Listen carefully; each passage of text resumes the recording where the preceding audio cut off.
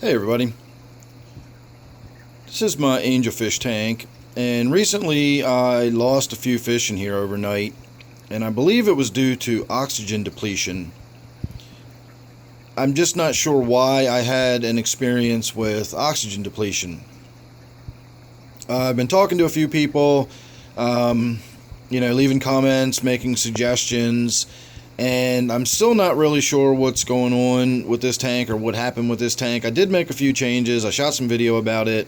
I will attach a card and you can watch that if you want to find out about what's going on in this tank. But I did want to shoot a little bit of video talking about some of the issues I've been having in some of my other tanks where I lost several fish over a period of a few days.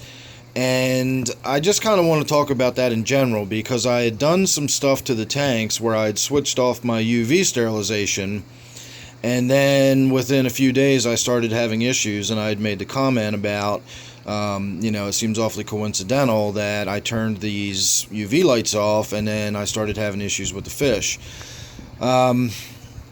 So the angelfish tank notwithstanding, because that was a completely separate issue, that was something did happen in that tank, and that I know something happened. I just don't understand what happened. It was oxygen depletion. In this tank, however, I still have no idea why I had a sick fish and why I had a fish die. So I had a moonlight gourami swell up, like with bloat. Not quite all the way. I wasn't getting any protrusion of scales, but I was, worried about the fish. My opaline gourami the next day started showing every sign of having swim bladder issues, not being able to stay afloat, resting on the bottom, resting on leaves. The next day the opaline died, and I believe the moonlight is recovering. Last I saw of her last night, she looked pretty much back to normal. I can see her now. She's in the back of the tank, and we're not going to get a close enough look at her to worry about it. But those were two separate instances. One was getting bloat, and one was having swim bladder issues. So it's not like the same thing happened to both fish. So that was two completely separate things. Another thing we had happen was in my brackish tank here, we lost one of the little bumblebee gobies. Let's see if Butterbean comes out of his little cave there to say hello. I lost a bumblebee goby in this tank, and in my 125-gallon tank here, I lost one of my Congo tetras. Again, just mysteriously. Everything was fine, and then it wasn't. I had a dead fish on the bottom. So as much as I might like to say, oh, well, I turned those UV lights off and then I started having fish dying or whatever, that is the lazy man's answer. That's just a not thinking about it way of saying, well, that's just something that happened, so it must be connected. Our brains are always looking for patterns and connections and reasons and causes, and it just makes life easier to chalk it up to something like that. If we think about it critically a little bit, though, and we think about it logically, what was the UV light actually doing, and how did me turning them off impact the tanks and affect the fish? And once you start really breaking it down and thinking about it, it becomes pretty clear pretty quickly that turning those UV lights off merely was simply coincidence. I don't believe that turning those UV lights off had anything to do with anything. It was merely coincidence, and yes, I do believe in coincidence. So I've been given an article to read. I haven't read it yet, but it's about UV sterilization and what that does, and it's about redox and redox stress on fish, and I haven't gotten into reading all about that, but I will, and that should tell us something. But so far what I've learned about the redox and the redox stress, I'm not sure if that necessarily applies. It seems to be talking about old water in tanks that don't get a lot of maintenance. I read a little bit of stuff about, really high nitrate levels or sudden spikes in nitrate levels causing issues. That's not the case. I do frequent large water changes on these tanks, so it's not old stale water. Again, I may be way off the mark. I haven't read any of these articles yet. But that just doesn't seem like that's going to be the case. And that all ties in with the UV sterilizers. And more importantly, the sterilizer in these filters is not really a sterilizer, so I'm told. Again, I'm going to read up more on this, and we will do a much more in-depth discussion on UV sterilization and how all this ties together once I understand it a little better. But I don't understand it well enough now to really talk in depth about it. But if I understand correctly, if I'm not using a true sterilizer, then I'm not having the impact on the redox or whatever in this tank, so that wouldn't have had that impact. And even if it did, why would that cause bloat or a problem with the swim bladder? So again, none of that ties together, none of that makes sense. It just seems to be completely coincidental. When we come over and we look at my 125 with my Congo Tetra that died in there. I've lost 3 Congo Tetras in the last, 3 or 4 months, and they're all about the same age. They're all about 4 years old now, or thereabouts, close enough. They've all been around for a long time. They've all been through some stress in my early days of fish keeping.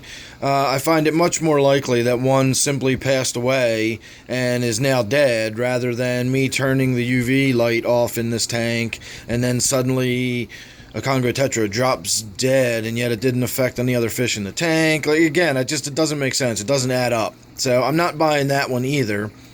And I don't know if you can tell or not, but the Congos are in there spawning now. They're going crazy. They put on quite a show when they spawn. I haven't done a video about them doing this behavior in quite a while. So lastly, we come to my dead bumblebee goby. And in this tank, I've got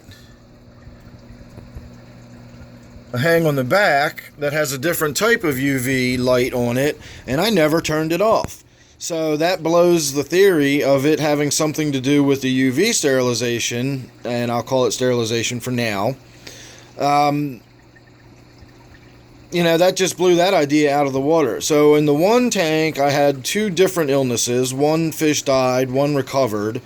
This tank didn't even have the UV light turned off, and I lost a fish, which also was older than what its normal lifespan should have been, or, is estimated to be. So again, it dying of simple old age is not really out of the question. Again, considering what it had been through since being in my tank since my early days of fish keeping. That was one of the first brackish animals I ever bought. So those bumblebee gobies go way back to my early days of fish keeping and my early days of brackish water fish keeping to boot. So again, no big mystery why that fish might have died, but I never turned off the UV light in this tank. So that throws that idea out. And again, with the redox thing, I haven't really gotten into that, but from everything I've read about it, everything I've heard about it over the years, it's just one of those things I've never really looked into. That always seems to have to do with old water. For someone who's got a really big tank and they do a 10% water change monthly sort of thing, and everything looks fine until suddenly one day all the fish start dying and the tank crashes. That seems to be more like the scenario we would be talking about for that kind of thing. For me, these tanks, the longest they ever go, we can look at my 29-gallon miscellaneous tank here. This is one of my, what I think of as my neglected tanks. It just ticks over. I never have any problems with it, and I just don't worry about it. I do a water change when I think about it, and it probably amounts to about once a month maybe. This tank gets a good solid water change, and then when I do, I usually do about a 50% or so. And that's like one of my neglected tanks. My tanks that I've been having issues with, this tank got a water change less than a week ago, and it was probably a 40% water change. Likewise with all of my tanks. They don't have old water that's been building up over time and neglected. So long and short, and I know it's a little late for that, but the long story short is that I really do genuinely believe that all of these issues have been completely unrelated to each other.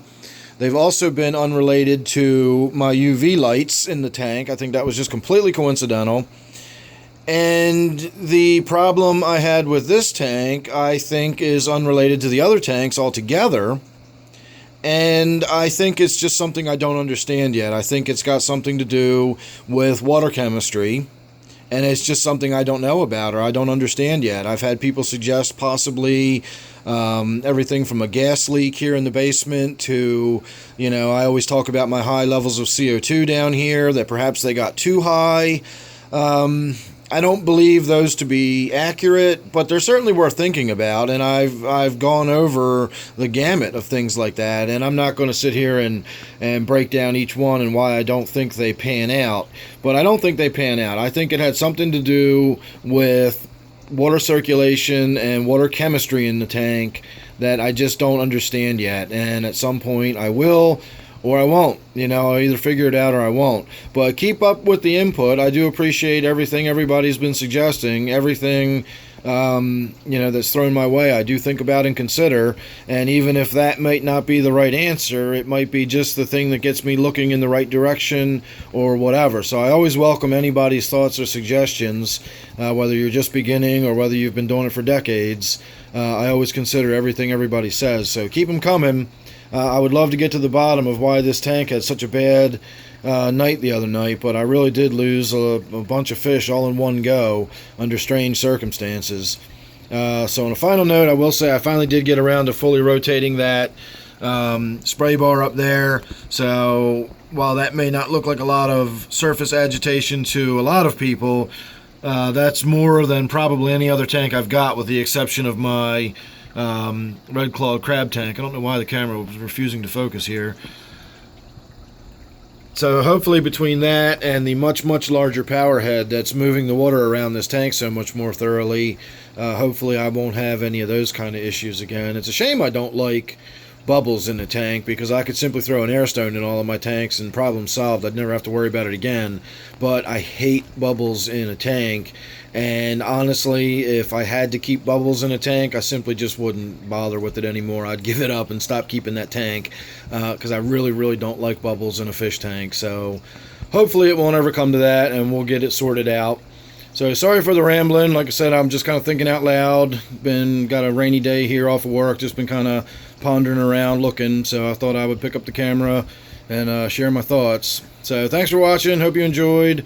Make sure you're subscribed. Who knows what you got coming up. It could be just about anything with me. So thanks again for watching this one. Don't forget, this one is my angelfish tank. I'll see you real soon in the next one.